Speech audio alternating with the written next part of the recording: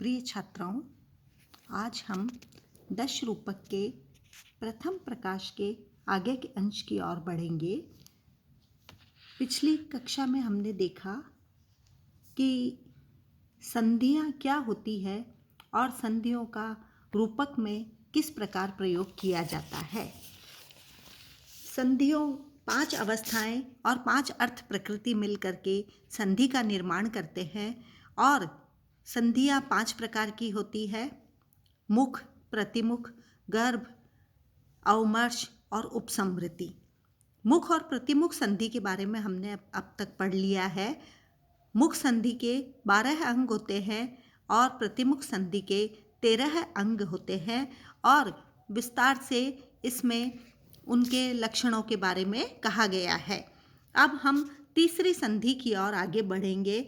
अथ गर्भ संधि आह कि गर्भ संधि के बारे में अब यहाँ बताया जा रहा है कि गर्भस्तु दृष्ट नष्टस्य बीजस्यान्वेषणं मुहुः द्वादशांगः पताका स्यात् नवा स्यात् प्राप्ति संभव है।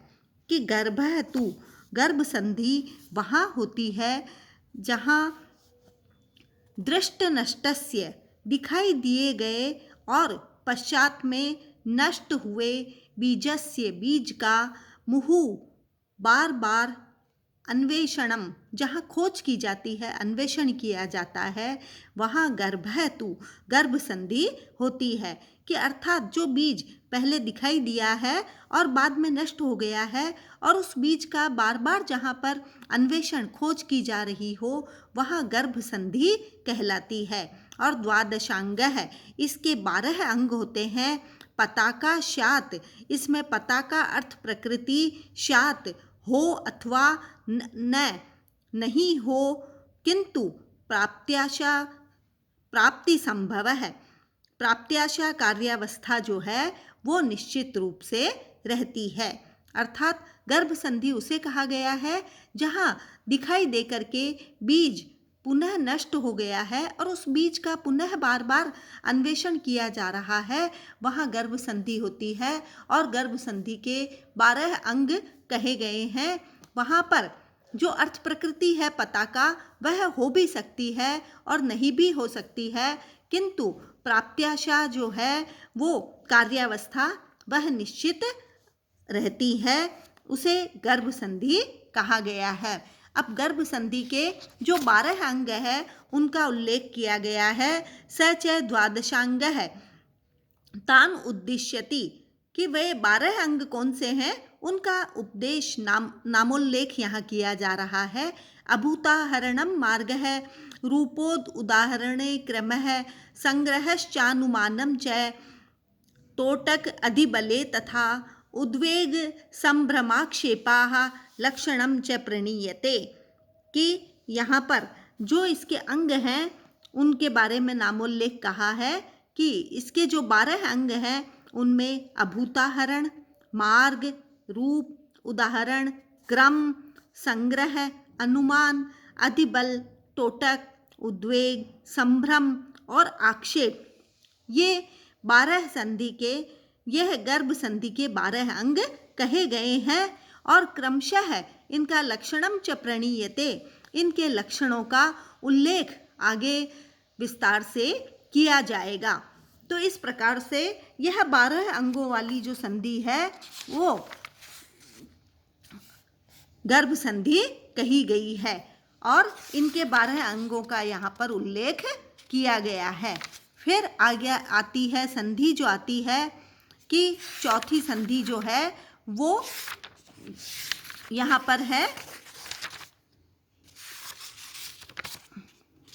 उसका उल्लेख किया जा रहा है। इन 12 अंगों का लक्षण यहाँ पर पुस्तक में दिया गया है, परंतु विस्तार अधिक होने के कारण हम उनके बारे में विस्तार से यहाँ पर नहीं पढ़ेंगे। कि अब आगे जो चौथी संधि आ रही है वह है अवमर्श संधि। क्रोधेन अवमृशेत यत्र व्यसनात् वा विलोभनात् गर्भ निर्भिन्न बीजार्थः स अवमर्श इति स्मृतः। कि जो अवमर्श संधि चौथी संधि है उसका उल्लेख करते हुए यहाँ कहा गया है कि क्रोधेन, जहाँ क्रोध से, व्यसनेन व्यसनात् वा व्यसन से अथवा विलोभनात् प्रलोभन आदि के द्वारा जो फल प्राप्ति के विषय में विचार या विमर्श किया जाता है और जहाँ गर्भ निर्भिन्न बीजार्थ है, गर्भ संधि के द्वारा निर्भिन्न निकला हुआ प्रकट हुआ बीज जो प्रकट कर दिया जाता है, स अवमर्श इति स्मृत है, उसे अवमर्श संधि कहा गया है। कि यहाँ पर कहा गया है कि अवमर्श का अर्थ है ऊहापोह की स्थिति, पर्यालोचन करना। वह पर्यालोचन क्रोध से, व्यसन से, विलोभन आदि से होता है, जहाँ यह फल होना चाहिए। इस प्रकार अवश्यम भावी फल की प्राप्ति का निश्चय कर लिया जाता है और जिसमें गर्भ संधि से प्रकाशित बीजार्थ का संबंध पाया जाता हो, वहाँ विमर्श अवमर्श होता है। अवमर्श शब्द की उत्पत्ति अव उपसर्ग पूर्वक मृष धातु से घय प्रत्यय से संपन्न हुई है।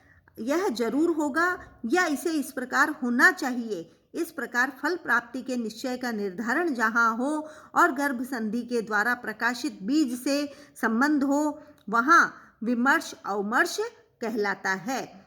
तो अनेक प्रकार के नाटकों में इसके उदाहरण जो है वो हमें प्राप्त होते हैं। तस्य अंग संग्रहम आ है। अब इस अवमर्श संधि के अंग कौन से हैं, उनको कहा गया है कि तत्रापवाद संफेटौ विद्रव द्रव शक्तयः द्युतिः प्रसंग छलनम व्यवसायो विरोधनम प्ररोचना विचलनम आदानम च त्रयोदश है। कि इसके 13 अंग कहे गए हैं। उन 13 अंगों का उल्लेख यहाँ पर किया गया है कि अपवाद, संफेट, विद्रव, द्रव, शक्ति, द्युति, प्रसंग, छलन, व्यवसाय, विरोधन, प्ररोचना, विचलन और आदान, ये इस अवमर्श संधि के भेद अंग कहे गए हैं। यहाँ पर अवमर्श संधि जिसका प्रकाश हो गया है, उस संधि का उल्लेख यहाँ पर किया गया है। इसके 13 अंगों को के लक्षणों का आगे की कारिका में इनके लक्षणों का विस्तृत रूप से उल्लेख हमें प्राप्त होता है। तो इस प्रकार से जो चौथी संधि है वो अवमर्श संधि कही गई है और उसके बाद अंतिम संधि जो आती है वो निर्वहन संधि कही गई है। कि बीजवंतो मुखाद्यर्थाः विप्रकीर्णा यथा यथम एकार्थ्यम उपनीयन्ते यत्र निर्वहणम हि तत्। कि बीजवंत है, बीज से युक्त होकर के, अर्थात वस्तु के बीज से युक्त, मुखाद्यर्थाः मुख आदि संधियों से युक्त होते हुए, नाट्यशास्त्रीय नियमानुसार यत्र तत्र विप्रकीर्णाः जो फैले हुए हैं, ऐसे अर्थों को एक प्रयोजन के साथ एकार्थ्यम उपनीयन्ते, एक अर्थ के लिए और जब ले जाया जाता है उसका संकलन